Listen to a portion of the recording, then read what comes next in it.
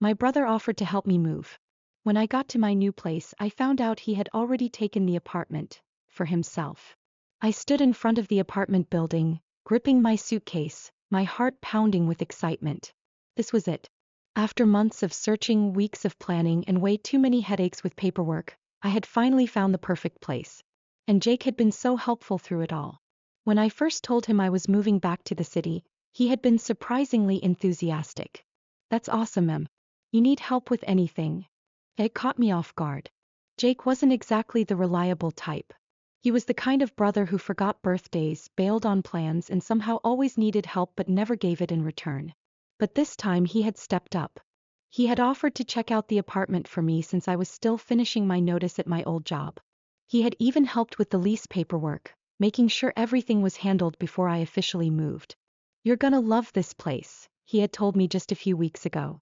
Seriously, it's perfect for you. And I had believed him. I rolled my suitcase inside, buzzing with anticipation. Jake had picked up the keys for me, so he was already here. He had promised to help unload my stuff, get me settled. I made my way up the stairs, stopping in front of what was supposed to be my new apartment. I knocked. No answer. I knocked again. Jake. I heard footsteps. A moment later, the door swung open. And there he was. Jake. Standing in the doorway. His hair was messy like he had just rolled out of bed. He was wearing sweats and a t-shirt. Comfortable. Too comfortable. Like he lived here. My stomach twisted. Hey. What's going on? Jake scratched the back of his head. Aw, hey, Eminesia. I frowned. Where's my stuff? He hesitated. That 1 second of hesitation told me everything. Something was wrong.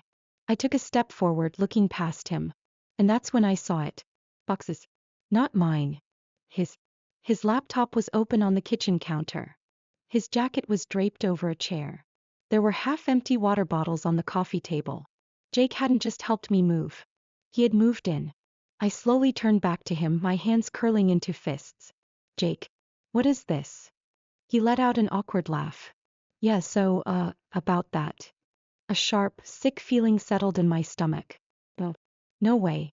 You took my apartment, I said, my voice barely above a whisper. Jake had the nerve to look guilty. I mean, kinda? I took a deep breath, trying to stay calm. Kinda. Jake sighed. Look, I was looking for a place too, and you were still figuring things out, so I signed the lease. I snapped. He raised his hands like I was overreacting. Yeah, but I talked to the landlord and he said it was still flexible and I was already here, so you took it? He winced. Well, yeah. I stared at him, disbelief crashing over me in waves. I had spent weeks planning for this move. This was supposed to be my home. And Jake had just taken it? Like it was nothing? Jake, I said slowly, my voice shaking. Tell me this is a joke. He sighed again, rubbing his temples like I was the one making this difficult. Look, Em, it's not a big deal. You'll find another place. My jaw clenched. Not a big deal? He shrugged. Come on. You weren't 100% sure about moving yet, right? I almost lost it right there. Are you kidding me? I told you I was moving. I packed up my life. I quit my job. I'm literally standing here with my suitcase. Jake had the audacity to shrug again. Yeah, but you always overthink stuff. I figured you'd change your mind and I really needed a place, so I just made the decision easier for you. I stared at him, my whole body trembling. He really thought he could justify this. He really thought he had done me a favor. Let me get this straight, I said, my voice dangerously calm. You knew this was my apartment. You knew I was moving in. And instead of helping me like you promised, you just took it. Jake sighed, running a hand through his hair. Comio. It's not like that. Then what is it like? I figured you'd understand, he said, giving me that same smug little grin he always used to get out of trouble. I mean, you're always the responsible one. You'll land on your feet. I couldn't believe this. Jake had lied to me. He had manipulated the situation. And now he was acting like I was the one being unreasonable. You knew I wanted this place, I said through clenched teeth. I needed it more. The words hit me like a slap. Jake had always needed things more. When we were kids, if he broke something, I was the one who had to share. If he was struggling in school, I was the one who had to tutor him. If he didn't have money, I was the one who had to lend it. No. Now he had taken my home. I took a shaky breath, my nails digging into my palms. Jake, I said, my voice dangerously quiet. You have 10 seconds to explain to me why I shouldn't walk out of here and call the landlord right now. Jake's expression faltered. Comiol. Don't be dramatic. I turned on my heel. Wait, he called after me. But I was done listening. I stormed out of the building, my heart pounding. I had trusted him. I had believed him. And he had stabbed me in the back. I pulled out my phone, my hands shaking, and dialed the landlord's number. Jake had messed with the wrong sister. I stormed out of the building, my pulse hammering in my ears as I pressed my phone against my ear. The call rang twice before a voice answered. Mr. Davis speaking. Hi, Mr. Davis, this is Emily Carter.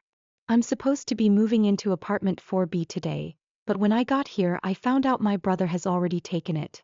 Can you explain to me what happened? A long pause.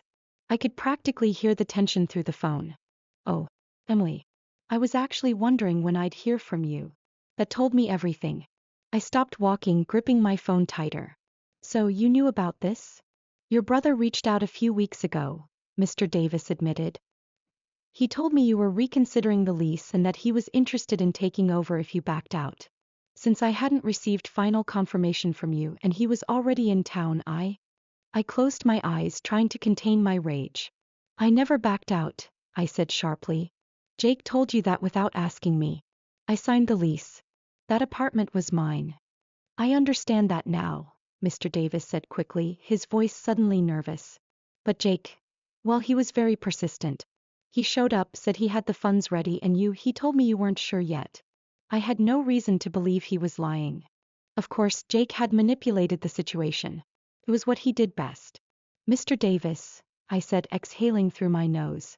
I don't know what Jake told you, but I was always planning to move in today. He knew that. He took advantage of my trust and stole my apartment right out from under me. I said, look, Emily, I don't want to be involved in family matters. But the lease is already signed in his name now. Legally, there's not much I can do unless he chooses to leave. I felt my stomach drop. So that's it? I'm just out of luck. Pause. I can put you on the wait list for another unit if one opens up. My grip tightened around my phone. That's not the same thing. I planned for this place. I moved my whole life around for it. I'm sorry, Emily. I really am. But it didn't matter. Because the damage was done. When I hung up, my hands were shaking. I had spent my entire life covering for Jake. But this was a new low. I walked aimlessly down the street, trying to clear my thoughts. My suitcase rolled noisily behind me, a reminder of how homeless I now was. I had trusted him. I had let him handle something important, thinking for once that he wouldn't take advantage of me. But Jake never changed. And suddenly I wasn't just thinking about the apartment. I was thinking about every other time I had let him get away with things. Growing up, I had been the responsible one. The one who followed the rules, the one who cleaned up messes, the one who never needed help. Jake, on the other hand, had been the charismatic troublemaker. The kind of kid who could break a window and somehow get away with it. And our parents? They always defended him. Emily, you're older, you should know better. Jake doesn't mean to cause trouble. He's still figuring things out. I had spent years hearing the same excuses. When we were little, he'd take my things without asking, and I was told to share because he's just a kid. When we were teenagers, he wrecked my first car by taking it without permission, and our parents helped cover for him. When we were in college, he borrowed money from me constantly, promising to pay me back. He never did. And every single time I let it go. Because I was the big sister. Because I thought family was supposed to look out for each other. But now, I was standing in the middle of the street, suitcase in hand, because my own brother had stolen my home. And suddenly I realized something. Jake didn't just take my apartment. He took my trust. And I wasn't going to let him get away with it. I spun around and marched right back toward the apartment. Jake had messed with the wrong sister. When I reached the door, I banged on it hard. It took a minute, but finally Jake opened up. He blinked at me. Oh, you're back. I pushed past him into the apartment. Still looked like mine. Except it wasn't. Not anymore. I turned to face him, arms crossed. You have one chance to explain yourself. Jake sighed. You're making this a bigger deal than it is. I laughed. A cold, bitter laugh. Oh really? Because I just got off the phone with the landlord. You know, the one you lied to. Jake rubbed the back of his neck. I didn't lie, You just took something that wasn't yours. Look, I needed a place and you weren't moving in right away, so. You knew I was moving today. My voice was sharp, unforgiving. You knew I had everything planned. And instead of being my brother, instead of helping me, you took the one thing I was counting on. He had the nerve to roll his eyes. I don't get why you're so upset. You can find another place. I felt my blood boil. Do you even hear yourself, Jake? I trusted you. I thought for once you wouldn't screw me over. His jaw clenched. I didn't mean for it to be like this, okay? I needed it more. That phrase. That one sentence that summed up our entire lives. Jake always needed things more. And I was always the one who had to sacrifice. Not this time. I took a deep breath, steadying myself. You know what? Keep it. Enjoy your new place. But don't come running to me when you can't afford rent. Jake frowned. Wait, what? You heard me. I'm done, Jake. Done cleaning up after you. Done fixing your problems. Done letting you treat me like I'm disposable. For the first time, something flickered in his eyes. Something close to realization. Emily, come on, he started, but I was already turning away. I didn't owe him anything anymore. I walked out of the apartment, my head held high, knowing one thing for certain. Jake had never faced real consequences. But that was about to change. I didn't look back as I walked out of the apartment building.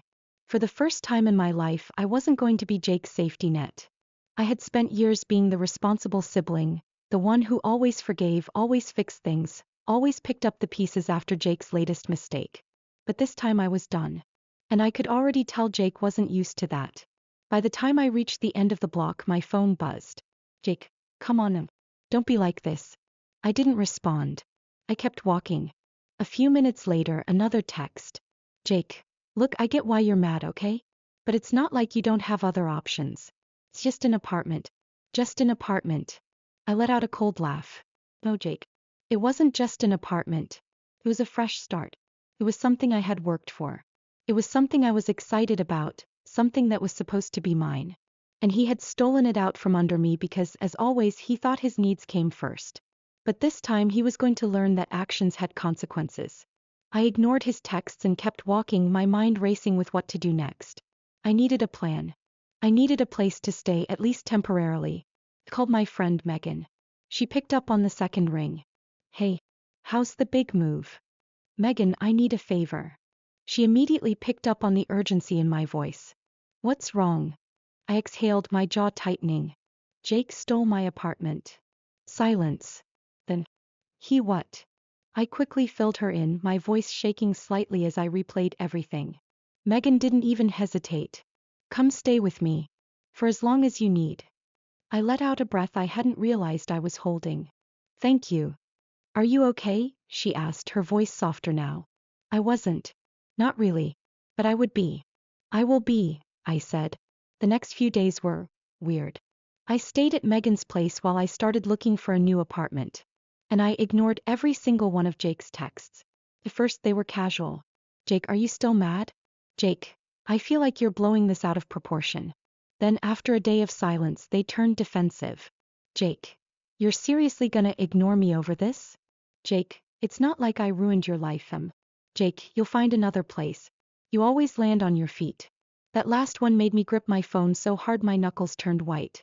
That was the problem, wasn't it? Jake knew I would land on my feet. Because I always had. Because I never let myself fall. Because I had spent my whole life cleaning up messes. His messes. But this time he was on his own. I didn't answer. And then, after 3 days of complete silence, he called. I stared at the screen, watching his name flash. For a second I almost ignored it. Then at the last moment I answered. I didn't say anything. Neither did he. I could hear him breathing on the other end. Finally he spoke. Emily. I messed up. I blinked, caught off guard. Jake never admitted when he was wrong. Ever. But I wasn't going to let him off easy. Yeah, I said, my voice flat. You did. Another pause. I didn't think it through, he continued. I really needed a place, and I convinced myself it was fine because I figured you'd be okay. I let out a bitter laugh. Because I always am, right? He was silent. You stole my apartment, Jake, I said. Not a favor, not something small.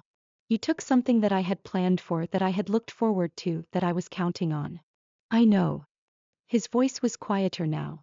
And now I feel like an idiot. Good, I snapped. Because you should. More silence. I talked to Mom and Dad, he said finally. I stiffened. And they said I should fix this. I raised an eyebrow. Since when do you listen to them? He let out a short, humorless chuckle. Since you stopped talking to me. I inhaled slowly, my grip tightening on the phone. For the first time I really heard it in his voice. Regret. Guilt. Something Jake had never expressed before. I exhaled sharply. What do you want from me, Jake? Pause. Then quietly. I want to make it right. I closed my eyes, exhaustion crashing over me. You can't, I said. Not completely. I know. Another silence. Then. But I can try. The next day Jake met me for coffee. I almost didn't go. Part of me was still furious. Part of me wanted to stay furious. But another part of me, the part that had spent years hoping Jake would finally grow up, wanted to believe him. So I went. And for the first time in years we had a real conversation. I don't expect you to forgive me right away, he said. But I don't want to be this person anymore, Em. I studied him, searching for a lie. But for the first time I didn't see one. You have to prove it, I said. He nodded. I know. And maybe, just maybe, he actually meant it. I sat across from Jake, staring into my untouched coffee. For years I had waited for this moment. For Jake to finally realize what he had done, to acknowledge that he had spent our entire lives taking from me without ever giving anything back.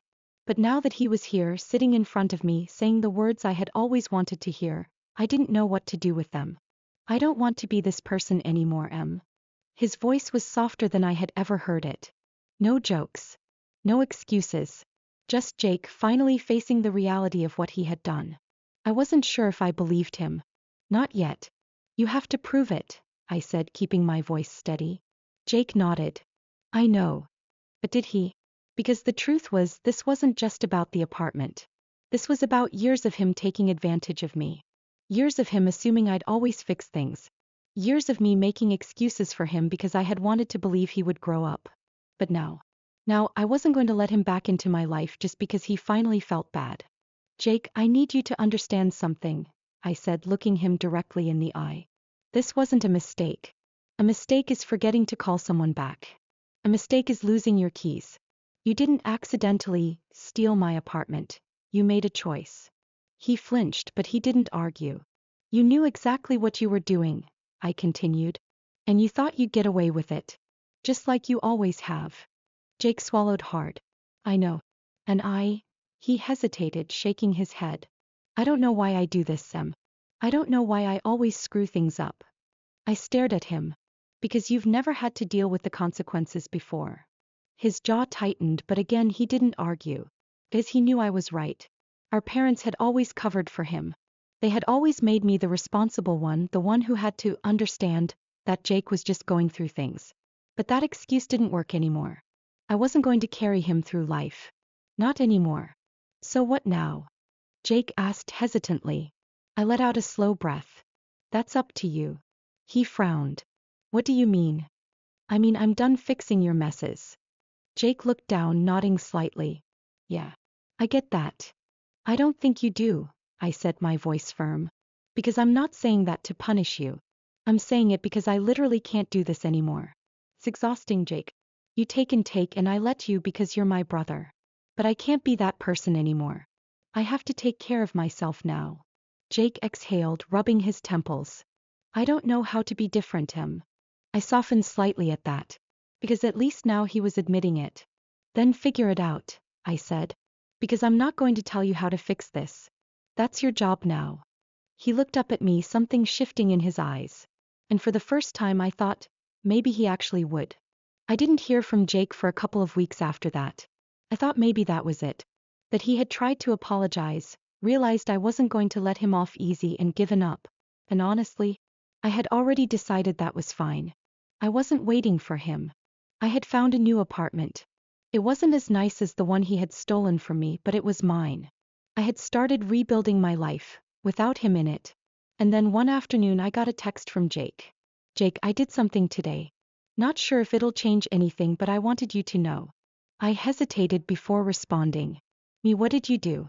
Jake, I told Mr. Davis I'm moving out. I stared at my phone, completely caught off guard. Me, wait. What? Jake, I realized I don't actually deserve that place. And I don't want to live there knowing how I got it. So I found a different apartment. Signed a lease today. I blinked. Jake had moved? On his own? Without trying to guilt trip me into helping? I didn't know what to say. Finally, I typed. Me, why? Jake, because I need to stop being the guy who takes things that aren't his.